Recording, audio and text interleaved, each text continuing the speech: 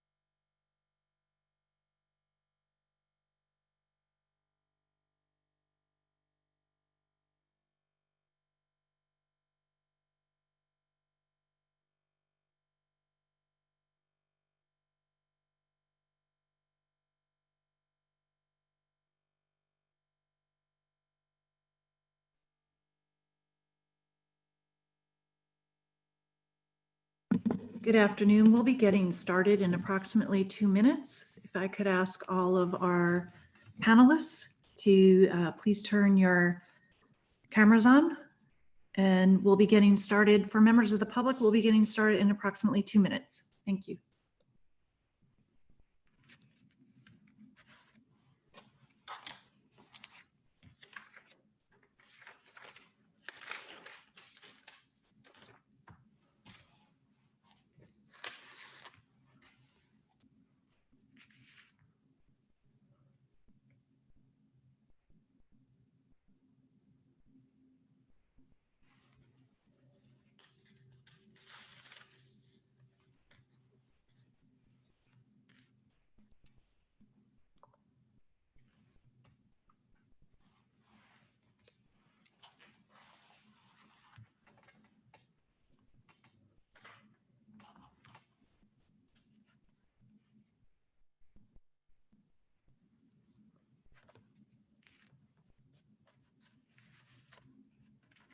For those just joining us, we'll be getting started in approximately 1 minute.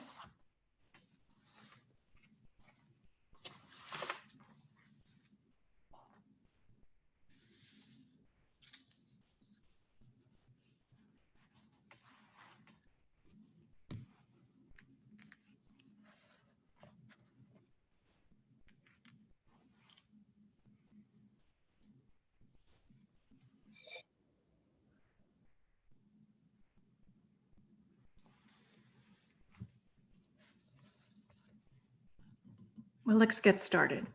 It's about 4:30. Thank you all for joining us today. My name is Eileen Decker, and I am the president of the Los Angeles Board of Police Commissioners. Welcome, and thank you all very much for joining and attending our virtual meeting today. We are truly sorry that the circumstances right now do not allow us to meet in person, to meet in the same room, to meet across the table and talk to each other about these very important issues. We would like to have a more direct and far more personal conversation on these important issues about police reform with you. And we sincerely hope that circumstances will change soon and will allow us to have that type of interaction in the very near future. In the meantime, we will proceed with these virtual meetings that we have scheduled. In that regard, I do know I speak for all commissioners when I say we hope you are all staying safe, healthy, and we look forward to seeing you in the near future. I'm joined today by my colleague on the Board of Police Commissioners, the Vice President of the Police Commission, Shane Murphy-Goldsmith. Thank you, Commissioner, for joining us today. Other members of the Board of Police Commissioners will attend future or have attended past meetings as well. This evening, Commissioner Goldsmith and I are also joined by Mr. T. Fank, the Executive Director of the Commission, who is, as I think everyone knows, invaluable in assisting us with our work. Thank you for joining us, Mr. T. Fank, as well as a number of Commission staff members who are working behind the scenes to be sure we can have this virtual meeting. And I thank all of them for their assistance.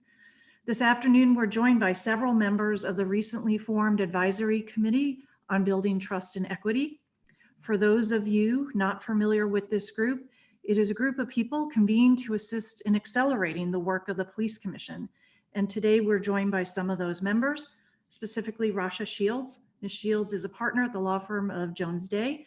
She's president of the Arab American Lawyers Association of Southern California. And I'm also pleased to say is co-chairing the advisory committee. Another individual joining us today is someone who probably looks very familiar to a number of you, Mr. Rob Saltzman, a former member of the Los Angeles Board of Police Commissioners. In fact, I believe he served for approximately 10 years. In addition to having served on the Board of Police Commissioners, he's a past commissioner and vice president of the LA Ethics Commission and a former associate dean and professor at USC Gould School of Law. Further, we're joined today by the Honorable Carlos Moreno, a former Associate Justice of the California Supreme Court and a former US Ambassador to Belize. And finally, last but not least, we are joined by Roy Austin, who served in the Obama White House as an advisor on urban affairs, justice, opportunity, and 21st century policing, and served as a Deputy Assistant General in the Civil Rights Division of the US Department of Justice. I thank all the members of the Advisory Committee for accepting the invitation to serve, and to each of you for being here tonight. Now, not all members of the Advisory Committee are present tonight. At each of these forums or listening sessions, a different combination of members of the Commission and members of the Advisory Committee will attend, all of whom have access to the recordings that are being made. For those of you not familiar with respect to the Advisory Committee, there are 16 people in total on the committee. They represent a coalition or a collection of policy specialists, legal experts, and community leaders, who I've charged with and asked to assist me in conducting a comprehensive review of LAPD policies and procedures and delivering to the Commission recommendations for additional reform. In short, I've asked them to help accelerate the work of the Police Commission.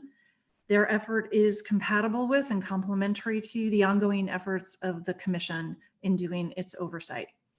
Specifically, I've asked the Advisory Committee for their assistance in 5 specific areas: a review of discipline and accountability, assessing current policing reform proposals being considered throughout the country, evaluating the implementation of past LAPD reform proposals, examining LAPD's recruitment, hiring, retention, and training process, and analyzing the data collection and retention practices.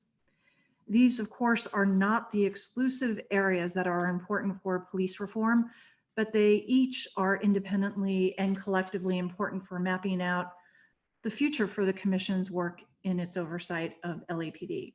And these are areas I do believe and sincerely hope are areas in which significant progress can be made during the coming months.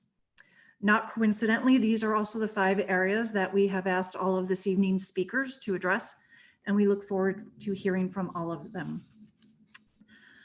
By the way, I should add that on each of the presentations, we'll have a different group of people to speak. We've tried to accommodate everyone's schedules as best as we can, and we will have a different number of speakers each evening. The latter sessions, perhaps not surprisingly, have more people scheduled than the earlier ones, and a few people just this evening asked to be rescheduled for a future meeting. Nevertheless, we thought we'd proceed with tonight's meetings and those who have confirmed their attendance. We're here this afternoon and into this evening because of this important moment in time.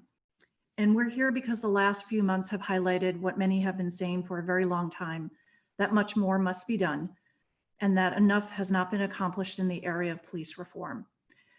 And the Board of Police Commissioners is very committed to doing more in this area. I'm going to quote again President Obama, who once said, "When there's any part of the American family does not feel like they are being treated fairly, it's a problem for all of us. It's not just a problem for some. It's a problem, it's not just a problem for a particular community or a particular demographic. It means that we are not as strong as a country as we can be. And when applied to the criminal justice system, it means we're not as effective in fighting crime as we could be." So as we come together this evening and for each of the subsequent Thursday evenings through October 1st, we should focus on reforms that will ensure that every person in Los Angeles feels that they are being treated fairly and that they are being treated equally.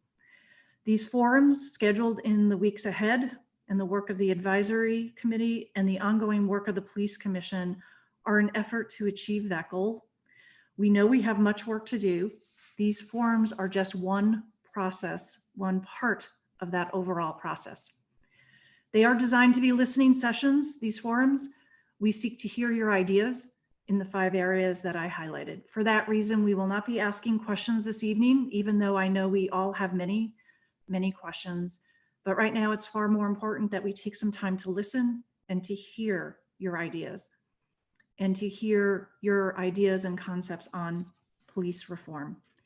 In addition, we have opened up an email address for those wishing to offer ideas and suggestions in writing. And the email address is Police Commission Advisory Committee, all one word, Police Commission Advisory Committee at lapd.online.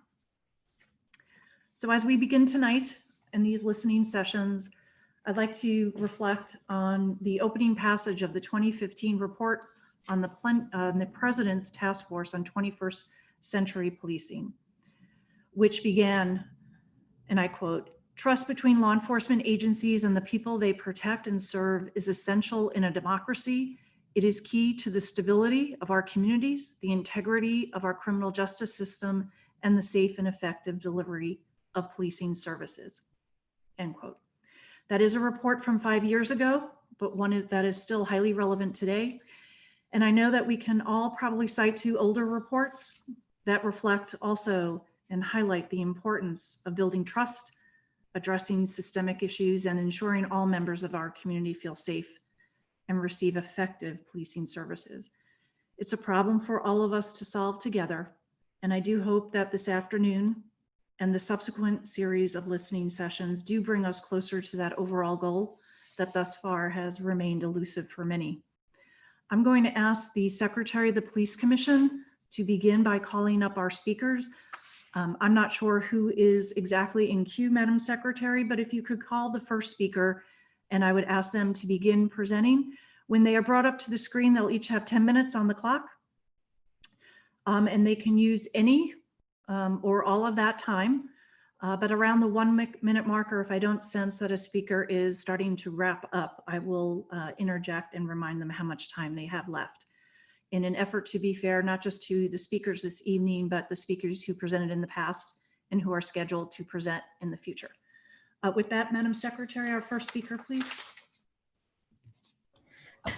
Okay, our first speaker is Donna Haradi from Homeboy Industries.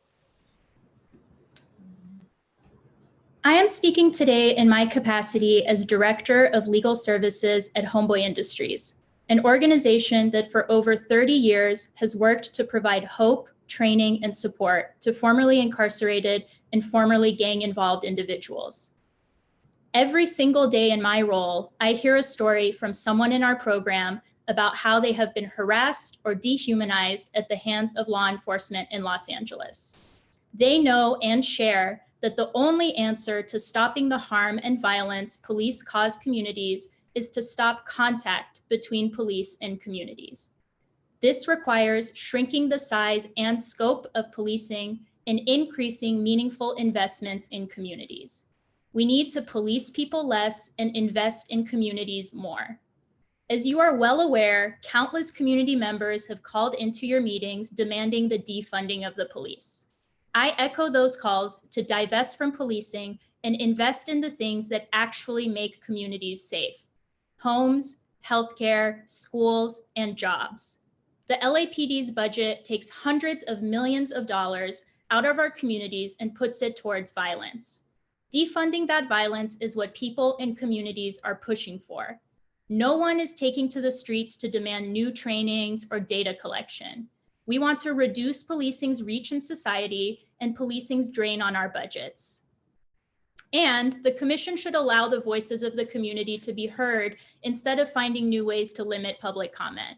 Email comments are not adequate, and every member of the public should be entitled to the same amount of time as presenters. This should be a completely open comment process, not by invitation only.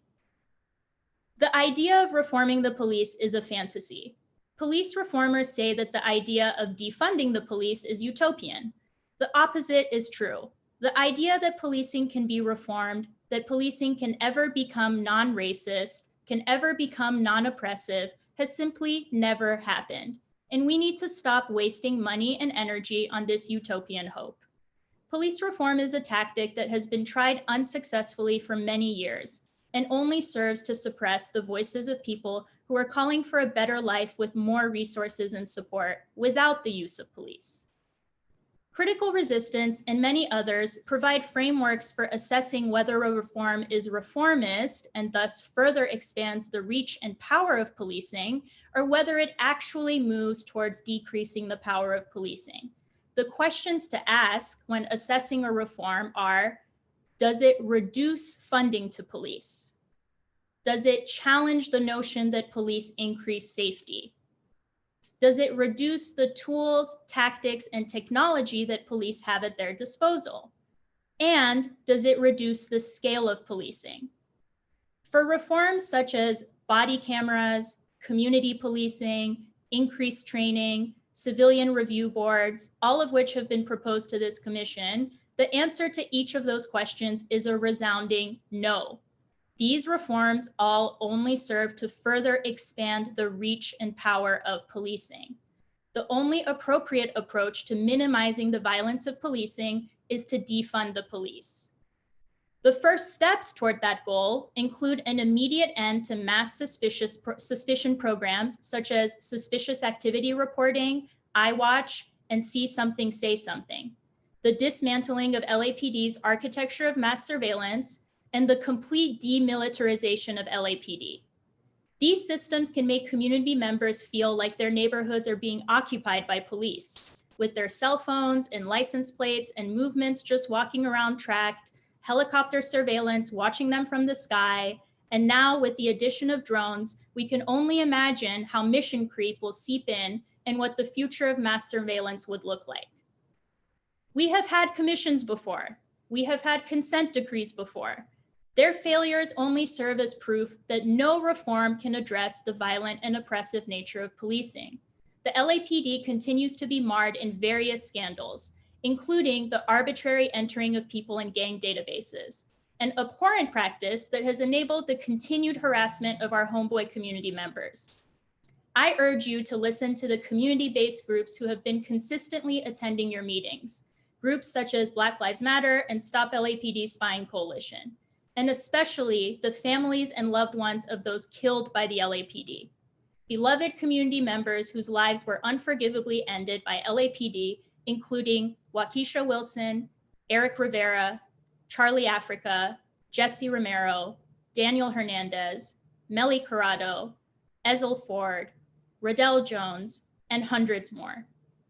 The LAPD's history of reforms has produced a police department that killed more people between 2013 and 2019 than any other agency in the country. We need to break free from this cycle of reform and death. You have been receiving feedback and demand for years to police people less and invest in communities more. I am here to uplift those demands. I have heard seasoned LAPD officers explain that, quote, things are not perfect in how law enforcement treats, quote, suspected gang members, but that it's a, quote, huge improvement from when they were trained to just go after anyone who had a shaved head. The bar is so low, it cannot be reformed. Reforms do not work. They only serve to further entrench and enable the targeted harassment and control of communities who have been systematically disinvested from. I am uplifting calls to defund the police and invest resources in life-affirming projects such as healthcare and housing for all and grassroots-led community building efforts. Failures to understand or take calls to defund the police seriously represent a deeply sad crisis of imagination. The roots of policing lie in patrolling enslaved persons and quashing labor strikes. Is this really the institution we want to continue to falsely associate with safety? This is the moment to inquire about and address the roots of harms, including the failures of our current structures to adequately enable everyone to move beyond lives centered on merely surviving the conditions of a society that imposes scarcity on those who have the least and encourages hoarding by those who have the most. This is the moment to define safety as a community where no child goes to bed hungry, no single mother is bankrupt by her medical bills, and no one has to work 2 full-time jobs just to afford market rent. This is the moment to commit to a world where everyone is given the opportunity not only to survive, but to truly thrive. At Homeboy, I have seen every day how expanded imagination can lead to decreased violence, increased hope, and tangible opportunities, including careers, education, and family reunification, to name just a few. I urge you to expand your imaginations on what is possible and to admit that the only viable path towards enabling healthy, flourishing communities is to defund the police.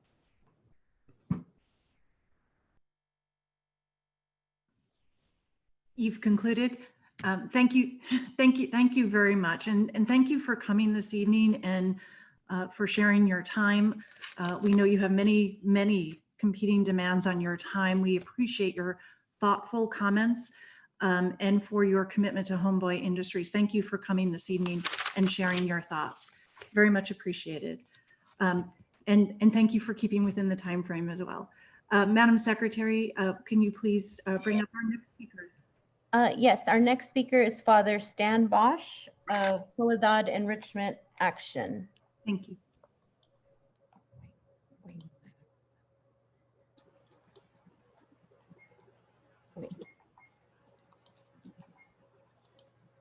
I'm not sure that my... Yeah, give me 1 second.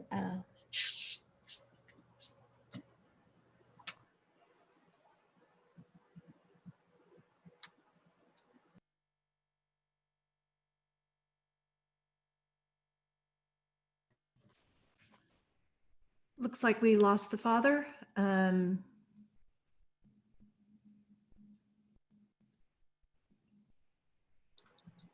There we go.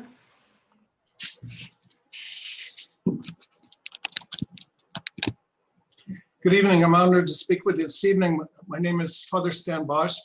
I'm a pastor in South Los Angeles at St. Raphael's in the 77th Division.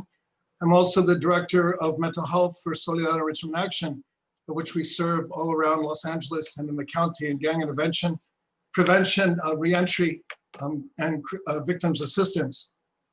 My comments will probably be antithetical to what you just heard. But if you remember in the film of recent, Black Panther, the ending line of that film stated, "We all know the truth that more connects us than divides us. But in times of crisis, the wise build bridges, while the foolish builds barriers.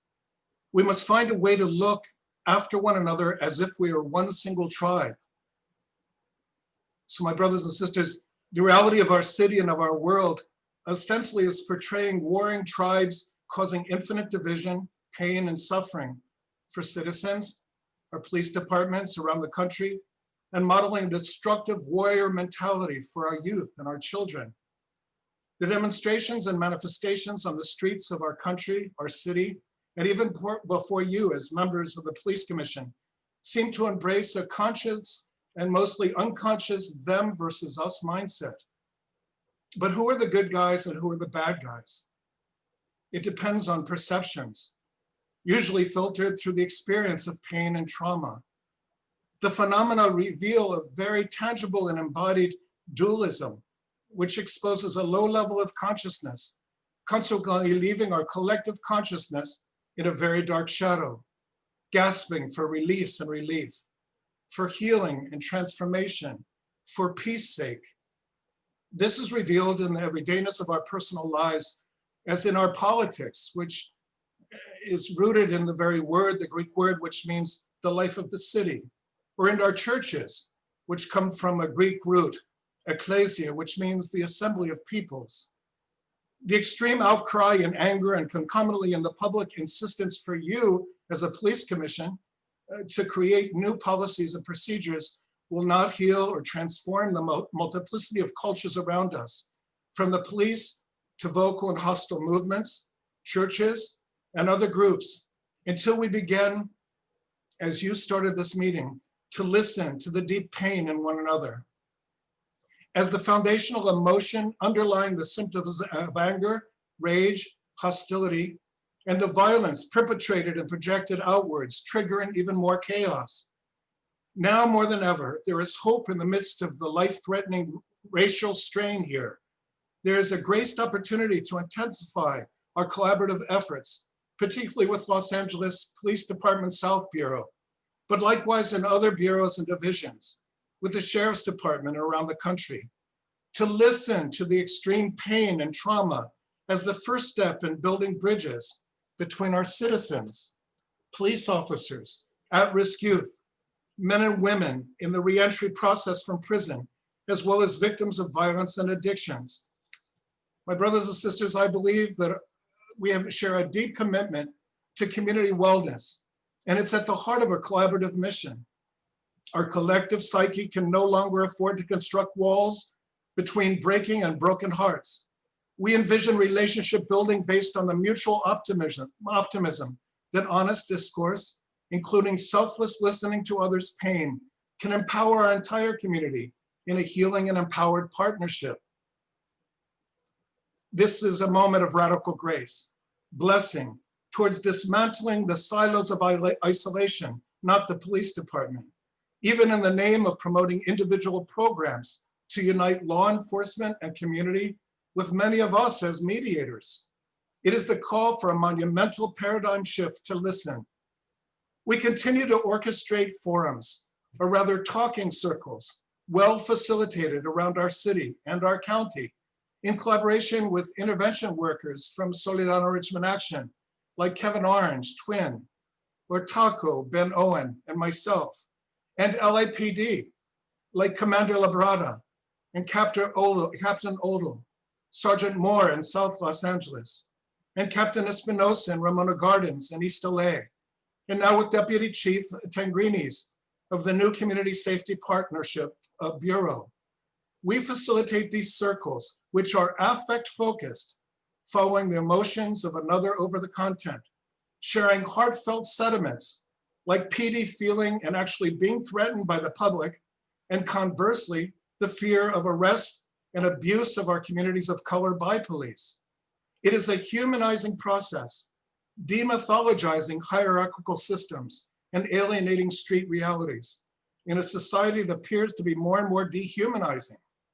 We are seeing one another as persons with souls, not exclusively in a uniform or with a rank or even a particular culture. In other words, how can I hate you if I come to know your pain? We will not end the violence until we expose the deep agony manifesting personal, developmental, collective, historical, and environmental trauma. As we say in therapy, we act out what we don't talk out. Might we imagine structures and methodologies with you as a police commission, formally supporting and expanding these confidential circles with PD, with gang intervention, and with our people, our citizens? To put traumatic cards on the table as we build bridges of hope and understanding between the broken hearts of them versus us. Again, from the Black Panther, we all know the truth, and more connects us than divides us. But in times of crisis, the wise build bridges while the foolish build barriers. We must find a way to look after one another as if we were one single tribe. Thank you, and peace be with you. I pray for your work. Thank you very much, Father, and for your very important message of building hope and understanding between everyone. We certainly appreciate it, appreciate your time, and even more importantly, your work in the community. Thank you for joining us this afternoon. Thank you. Peace to everyone.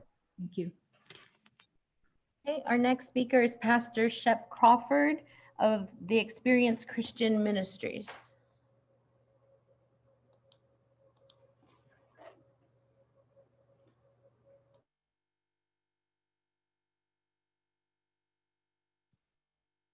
There we go. Just making sure everyone can hear me. First of all, thank you for having me on. I'm going to talk about something that is very important, I think, not only to myself, but to the community. And I would label it under accountability. We are happy that some of the officers that have been involved in police brutality and the killing of unarmed African Americans specifically are being charged and being dealt with. But I think it goes further than that, because I'm talking about the officers who are standing around. If I was directing a movie and someone wants to tell me to create a scene where there is a scene between an officer and an African American, I would have that officer stop the African American, and I would have a competition between the two.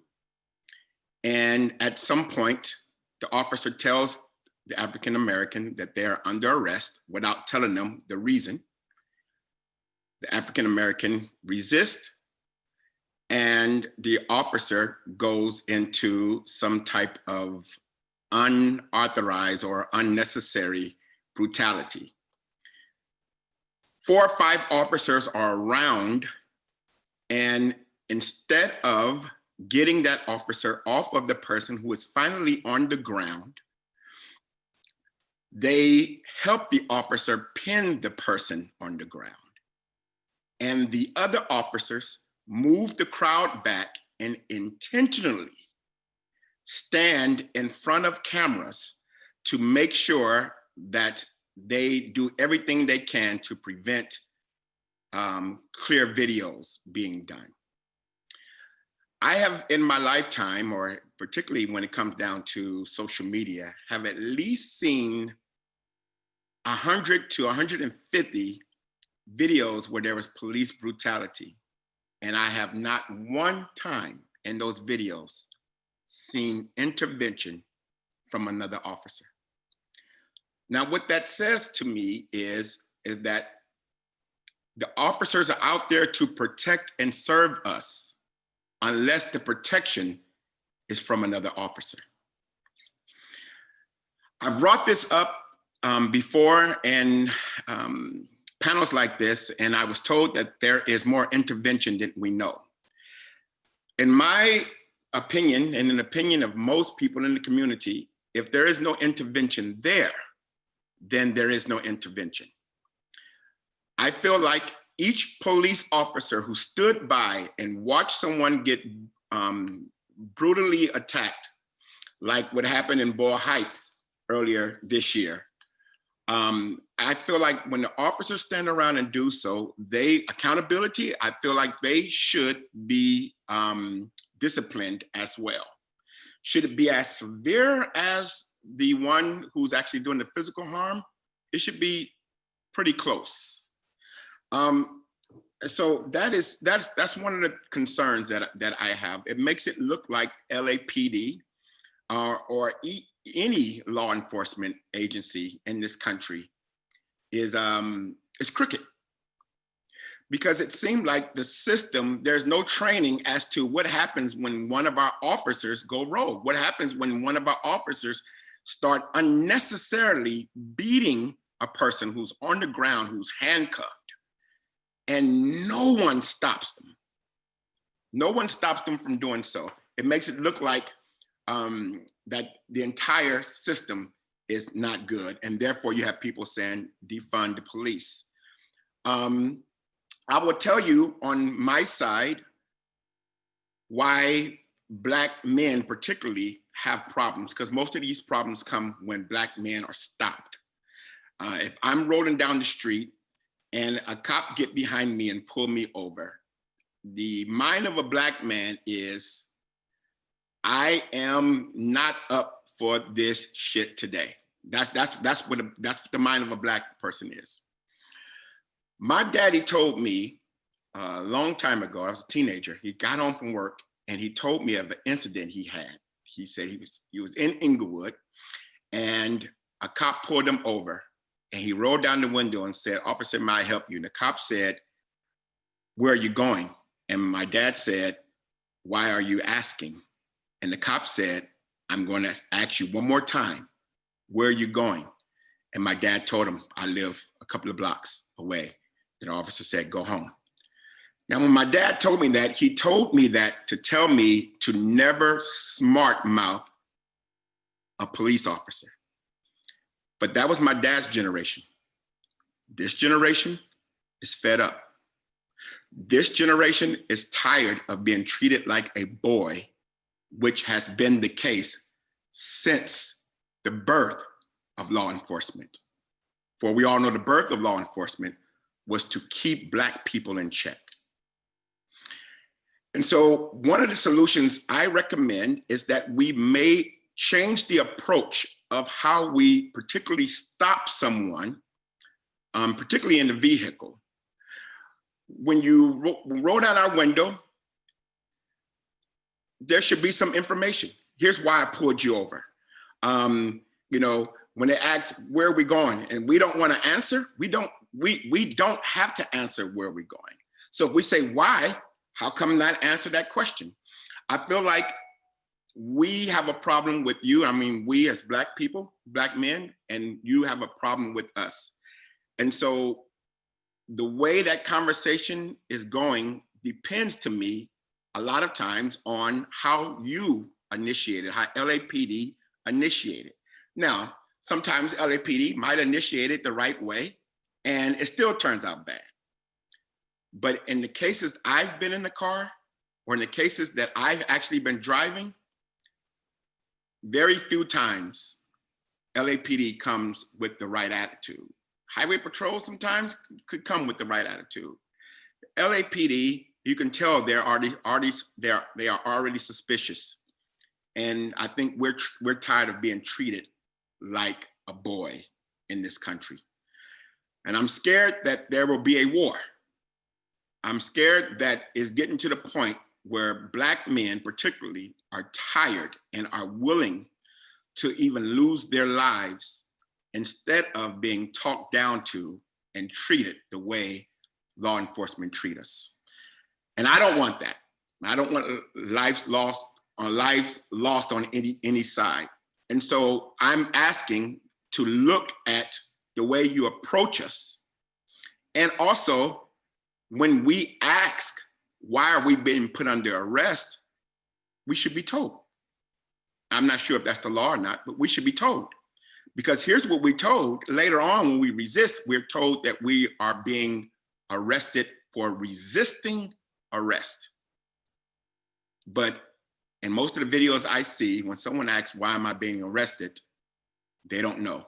Their hands are just being put behind their back, and we're tired of it. I'm not necessarily for defunding the police at this point. I do believe that I'm going to make every effort to do reform. I'm not sure if reform works. But I do know that I want to do everything I can before I say that it doesn't work. But I will tell you, as I'm in the community, I am speaking particularly to African-American men my age or a little younger in this generation, and they are tired. They are tired. So I hope that helps. Thank you. It very much does.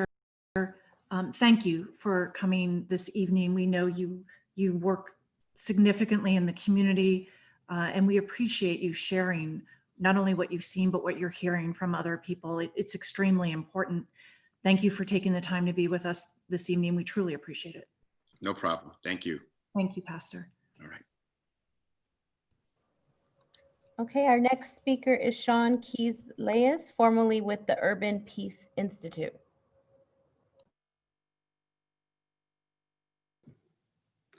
Hello. Uh-oh. Here we go. There we go. We can see you now. Great. First, let me say I'm no longer with the Urban Peace Institute. I am a civil rights lawyer with a private practice, and I'm an advocate for public safety. And thank you for inviting me to speak. I last spoke to you on May 5th when I was invited to speak on CalGang at a special meeting of the commission. At that meeting, I suggested that the department place a moratorium on the use of CalGang until a study of its effectiveness could be completed, and then appropriate action could be taken based on the study. I'm appreciative that you took those exact steps. What I would like to talk about today is what comes next. In Chief Moore's July 10th correspondence to this commission, he announced that the LAPD was one, implementing a work group to develop appropriate investigative strategies to address gang violence in lieu of the past reliance on the database. 2, will begin conducting periodic inspections of FIs for reliability. And 3, will create an FI system that is automated and placed on officers' mobile phones. As for the working group, I absolutely agree with the way Chief Moore framed the goal of the group. LAPD needs to lead on developing new approaches for addressing gang violence. CalGang, like most gang policing tools, was born out of Los Angeles' approach to gang suppression. Accordingly, the rest of the state is watching what LAPD does now. LAPD has been a leader in working with gang intervention workers, and that gives me reason to believe that LAPD has the ability to lead on this issue too. However, I do have two concerns. First is transparency. Because this working group will deal with investigative practices, I suspect there are some in the department who would like to make the group's membership exclusive to people with access to confidential investigative files and practices. But it would be a mistake to shut out the community members and advocates who brought this issue to the front. Not only is our involvement key to ensuring that the public believes reforms are real, but also because this department's audit of CalGang shows that it is the community and advocates who have been correct on this issue the whole time, not those within the department who've insisted for years that we just don't know what we're talking about and everything is fine.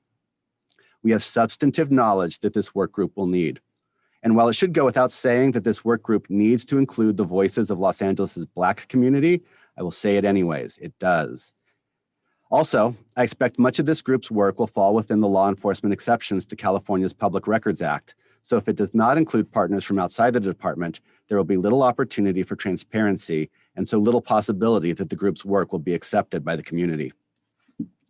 My second concern is that Chief Moore's announcement that the department will begin inspecting FIs and automating FIs on officers' mobile phones seems to miss the point. The problem isn't just that the database was unregulated, as the state auditor found in 2016. The problem isn't just that officers are poorly trained in its use, as this department's audit found. The problem is that officers cannot know who is and is not a currently active gang member based just on a consensual or investigative stop. Documenting a person as a gang member must require something more stringent than just an FI card.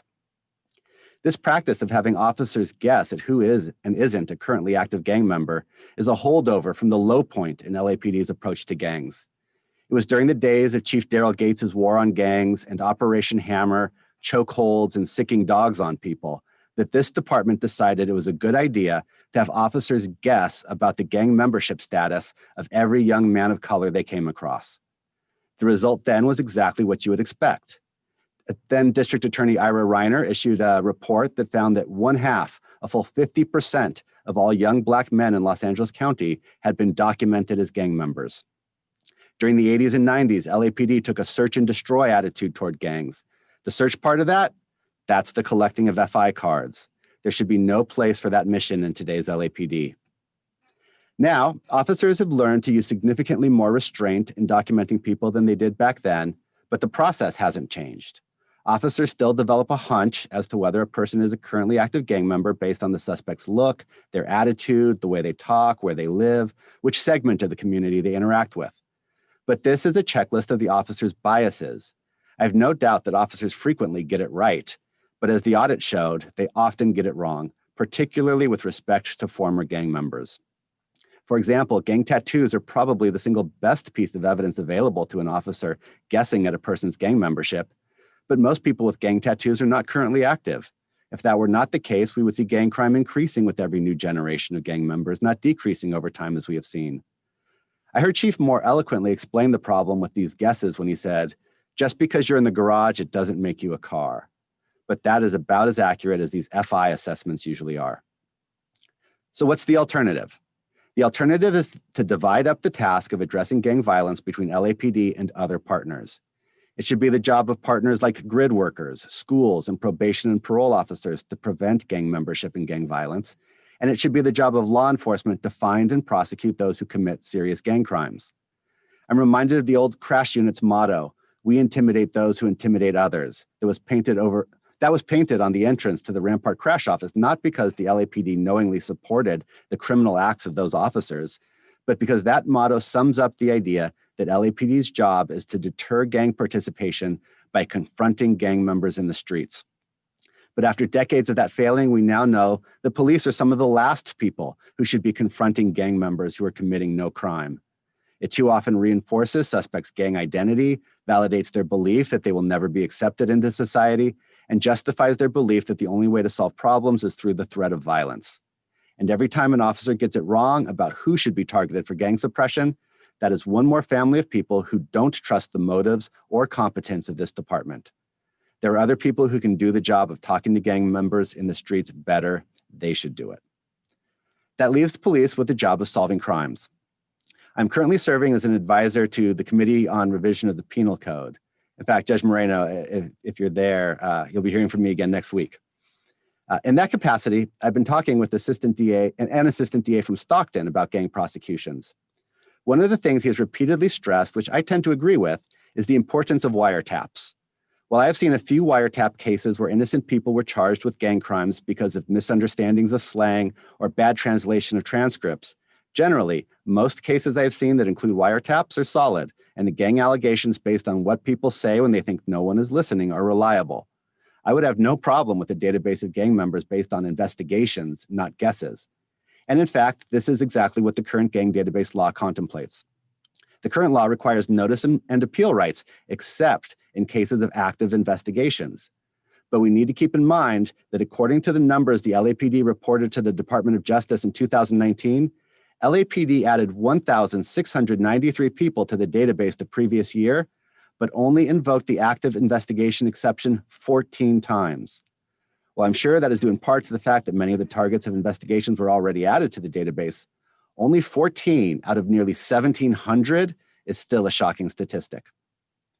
Also, there is one other alternative to keep in mind when thinking of what comes next after LAPD's withdrawal from CalGang, and that's Penal Code Section 186.30's gang registry requirement. Currently, every person who is released from jail or prison after a gang conviction must register with their local law enforcement agency. Now, to be clear, you don't have to be a gang member to commit a gang crime, and many innocent people plead guilty to misdemeanor gang crimes to avoid the risk of prison or a strike under the 3 Strikes Law. But for investigative purposes, the information in that registry is more useful than any database of FI cards could ever be. You just can't say publicly those people are documented gang members, but that shouldn't matter for the purpose of investigation. But that brings me to my last point regarding Chief Moore's announcement that he plans to replace CalGang with a new FI card database. Labeling people as known and documented gang members based on FI cards has traditionally been one of the foundations for expert testimony by LAPD officers in gang prosecutions. I have to admit, I have not observed enough recent gang prosecutions to know how much expert testimony has changed since People versus Sanchez stopped police officers from relying on case-specific hearsay like FI cards. But before that, police officers routinely used FI cards as the basis for arguing in court that a person was a gang member. The phrase known and documented gang member was used, and I believe is still used in court, in arrest reports, and in the media for anyone who's ever had even a single one of these FI cards filled out on them. While I'm primarily concerned with the effect that stopping young men to assess gang membership has on those young men, the work group that Chief Moore announced must also consider the effect of an FI database on gang expert testimony. Far too many people have been charged and convicted of gang crimes after inaccurate testimony by LAPD gang officers based on these FI cards. And finally, I have one last point regarding the withdrawal from CalGang. Based on the public documents, it's unclear if the LAPD has removed its 20,000 records from CalGang. If that hasn't been done, the public deserves to know why it hasn't been done and when it will be done. Thank you. Thank you very much for your presentation today. And I know Commissioner Goldsmith and I were also very grateful for your presentation previously back in May, not only for your presentation, but everyone that presented that day. It was particularly impactful. So thank you for coming back. Thank you for your thoughtful comments tonight. We very much appreciate it. Thank you again. Our next speaker is Tara Russell-Slavin from the Los Angeles LGBT Center.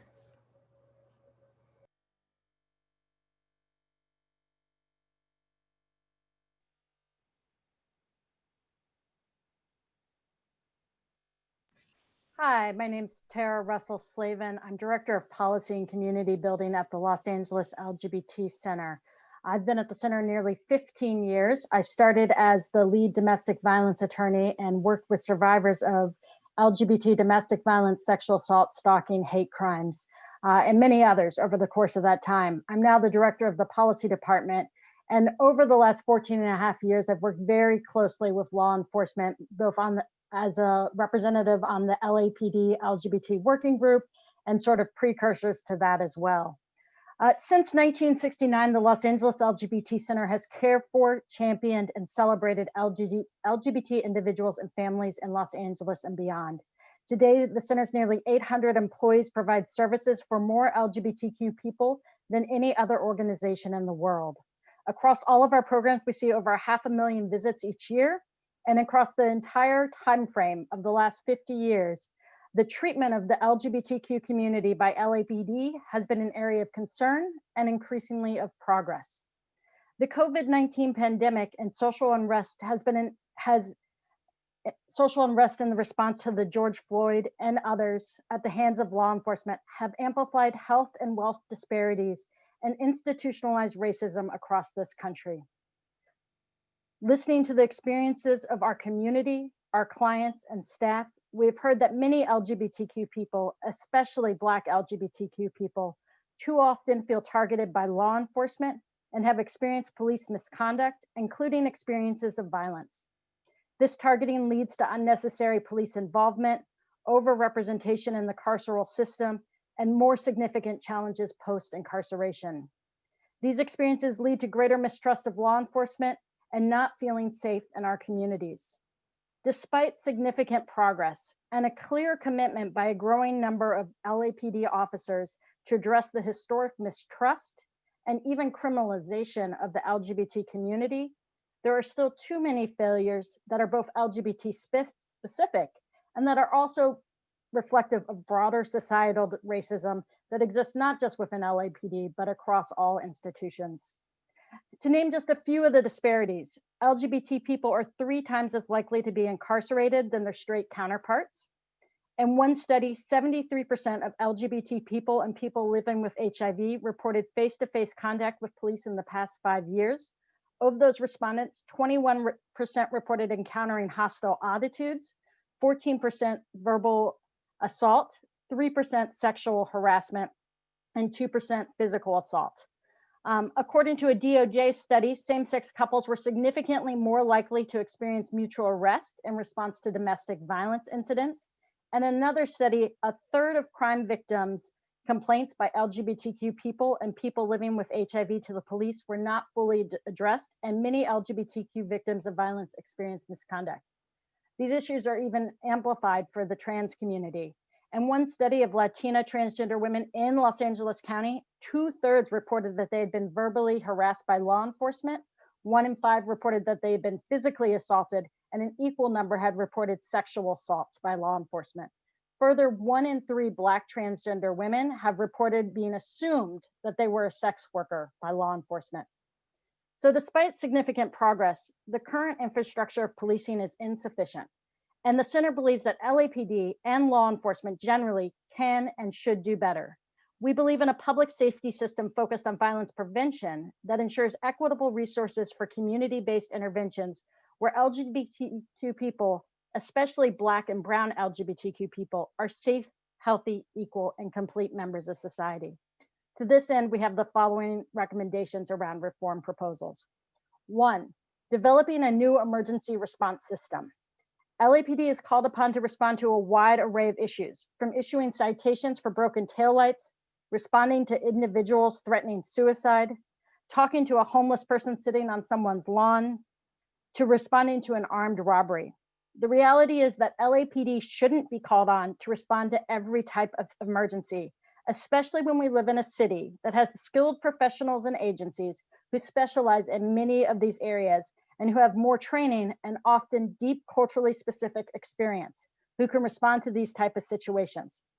The center recommends creating a tiered emergency response system that assesses the situation to determine which types of responders are necessary, from a crisis counselor, a domestic violence advocate, possibly partnered with law enforcement, to an armed law enforcement response. The tiered emergency response system should include a risk assessment that considers the presence or likelihood that weapons are involved, the immediate risks to others, and the trend should be to move away from the armed law enforcement response whenever possible.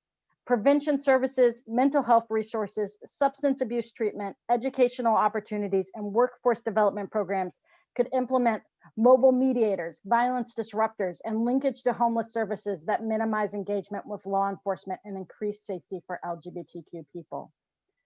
In addition, all first responders, whether LAPD or a crisis counselor, should receive LGBTQ culturally specific training before entering the field. In addition, we'd be interested in looking at expanding the domestic abuse response team model, which involves partnerships between LAPD and specialized community service providers to other issue areas, including hate crimes. Where possible, LAPD should partner with LGBTQ specific social service providers in these responses. And the second area, we want to talk about eliminating misconduct while policing, which requires a multi-pronged approach that focuses on ending low-level arrest while simultaneously changing the culture of LAPD.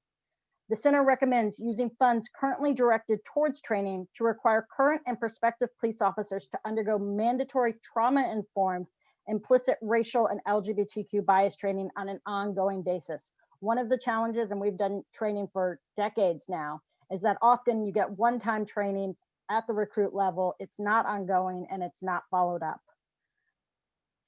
2, minimizing stops and arrests for quality of life crimes and laws that criminalize the occupation of public spaces, particularly for people experiencing homelessness. And as we know in this city, LGBT youth are disproportionately represented within that category. And for laws regarding loitering, sex work, drug use, fare evasion, and traffic enforcement, which have a negatively disproportionate impact on the LGBTQ people, especially Black LGBTQ people. Supporting the repeal of local laws that criminalize people involved in sex work. Too often, law enforcement associations serve as a significant barrier to repealing these types of laws.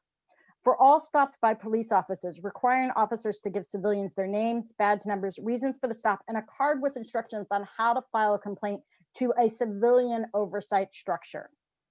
Creating a culture where to be promoted, officers must successfully connect to their community to navigate situations without using violence or force, and that the most respected officers who handle the most dangerous situations are the least likely to need to rely on their firearms.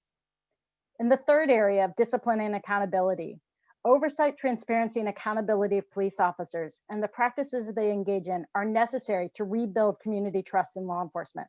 However, in the center's experience, most LGBTQ people are reluctant or unwilling to file complaints, which results from feeling complaints won't be taken seriously or even taken to a complaint process that can take months or years to resolve, to outright fears that filing a complaint will lead to retaliation. It is imperative that any accountability process include outside agencies and input and coordination with communities disproportionately impacted by police misconduct and violence. The center recommends lowering the standard of proof and requiring independent investigation by third parties not tied to LAPD for all cases where police kill, seriously injure, or in response to bias-related incidents, including anti-LGBTQ bias. Developing punitive discipline for police officers that demean or misgender members of the LGBTQ community, including other police officers. Banning police unions from donating to elected offices, as well as committing to eliminating problematic provisions in union contracts. Requiring police officers to report misconduct by others, which has already been an issue addressed earlier. And creating hyper-local civilian commissions that represent and have oversight over the communities being policed directly in their neighborhoods. Members should reflect diverse experiences and viewpoints, including the rights of the accused. Lastly, I'll just add that the center plans to continue to listen to the voices of those most impacted by police violence as we refine our recommendations. We're all too aware that this is not a full and complete list, that some of these items are already in place, but maybe are not being enforced, and that there's significant work to be done. But we look forward to the opportunity to continue to work together to make that happen. Thank you. Thank you very much for coming this evening and for providing a very comprehensive list of proposals. We truly appreciate that and recognize that that took a lot of time for you to put together. So thank you very much. Greatly appreciate it.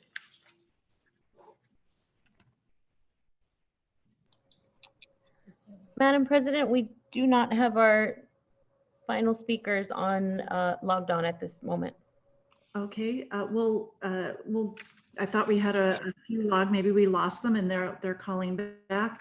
In the meantime, I see that there are a few people who are raised their hands, and I'll freeze it at this point and ask you, Madam Secretary, to put 2 minutes on the clock, and we'll see if we can reconnect those people who were previously on, who wanted to speak. And we'll just take people who did not have a chance to speak last week. So I think according to your list, the first person would be Ken Herbs. Okay.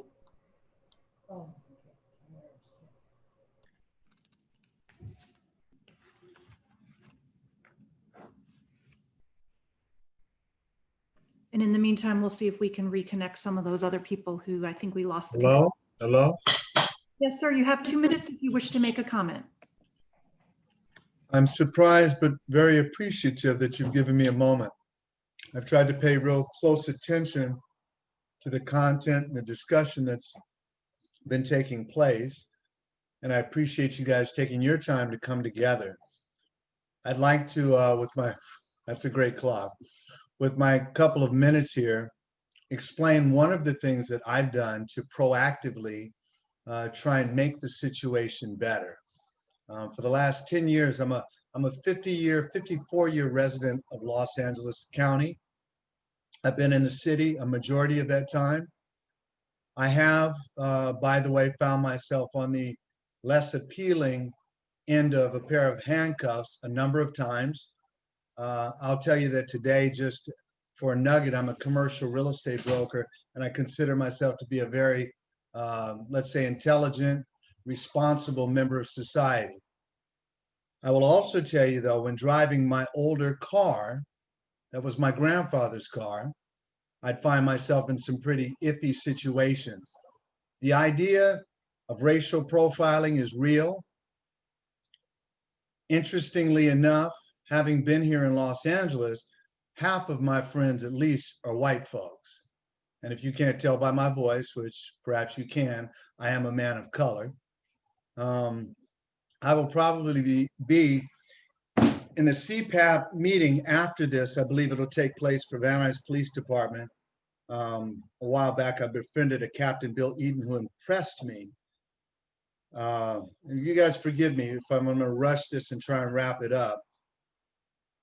Captain Bill Eaton was a police officer's police officer.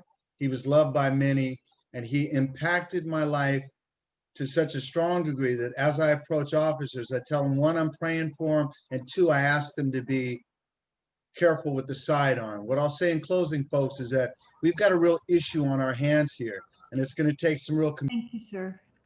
Okay, thank you. Our next speaker is James Allen.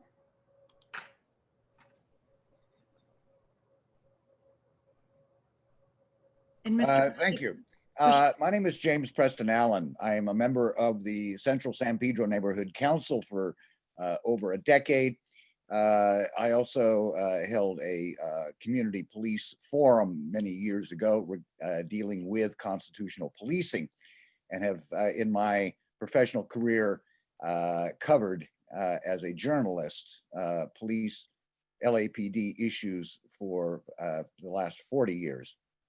From my perspective, and first I would like to say that many of the speakers tonight, I agree with much of their commentary and suggestion. However, from my perspective, the problem here, what we have, is that we have a centralized power structure in the city of Los Angeles. And what you are attempting to do is to get comment and critique from the bottom up. And that is something that the police commission needs to have on a monthly basis. What we have in the city of Los Angeles are 22 divisions of LAPD. Each and every division needs to have a community review board. It needs to be done at a hyper-local level. It needs to be peopled by electeds from the neighborhood council, not people who the police choose to be on that CPAB board, but it needs to be elected neighborhood council representatives. And the issue is that the injustice in Los Angeles is the distance between where the neighborhood councils are, the neighborhoods of the community, and where City Hall is and where you normally hold your commission meetings. There are many times that I would love to be able to come to the commission meetings, but because of distance and time, I am restricted from doing that. Now we have a Zoom meeting, and now you can hear from. Thank you. Our next speaker is Stuart Smith.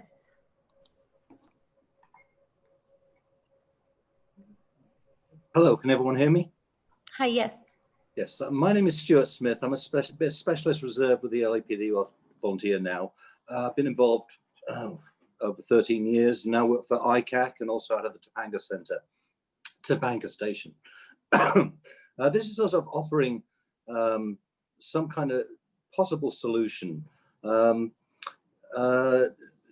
second gentleman that spoke said that when police officers approach someone asking unnecessary questions like, where are you going? But 5 years ago, a television station, Fox television station in Phoenix, took a very outstanding critic of the police, a black man called Reverend Horton, I believe. And they took him on a shoot, don't shoot scenario. It's not like the facts room, which is very impersonal. They took him on this exercise where he was given a gun, not a real one, and put through scenarios, and every time he got killed. Now, they say you should walk a mile in another man's shoes, and this is a possible, not a solution, but something that may help ease tensions, is reach out to some of these police critics and have our police take them through these shoot, don't shoot scenarios. You can see the thing on YouTube. It is worth watching. It's called Activist Critical of Police Undergoes Use of Force Scenarios. And I think if we did that, at the end of this whole thing, the Reverend turned around and said, you know what, I've learned a lot. Compliance is very important. And if we can have our police do that, I think it might help ease tensions if the community activists are reached out to. Thank you. Thank you. Next, we have Rosa Lagunas.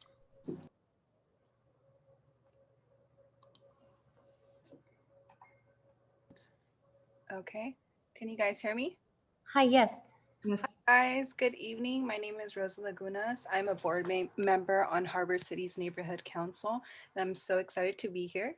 And I love what all the speakers have spoken about, especially when it came to creating departments for specific phone calls. This has been created in other states, and I think that's a really great stepping stone, especially when it comes to mental health. But I have yet to hear people talk about the mental health of police officers. As we know, their job is very high intensity. They're constantly experiencing traumatic events. And according to the Law Enforcement Wellness Act, mental health is the biggest issue that LAPD is facing. So if we think about it, if a police officer is not taking care of his mental health, is not eating correctly, and is not taking care of about himself, he is not going to properly help the community. So this is where we should think about is building a structure where LAPD can better help their mental health. And in the Wellness Act, they do say that this is the police department has a high population of male. And according to this act, the men who associate themselves with high masculinity norms are more likely to not express when something's going on. And the structure is built where it's dependent on the police officer to identify that something's wrong in order for them to get help. So it is not their job to ask to get help. It is the system's jobs to get help. And if we think about it, if they're taking care of their mental health and they're taking care of what they're eating, they're not going to go out and kill people. So it's important that we cater to their mental health so that we can better build relationships. Thank you. Thank you. Thank you very much. And thank you for everyone who spoke this evening. It looks like we've lost our speaker, our remaining speakers.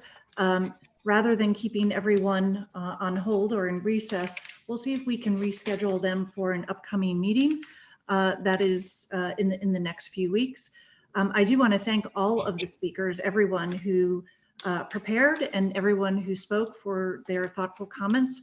It's partly why we're doing this and doing it on many evenings. So hopefully we can reach a great cross section of the community on an evening that they are available to come in. So thank you all very much. And we will see you next week also on Zoom. And our meeting will start at either 4 or 4:30, depending on the availability of the speakers.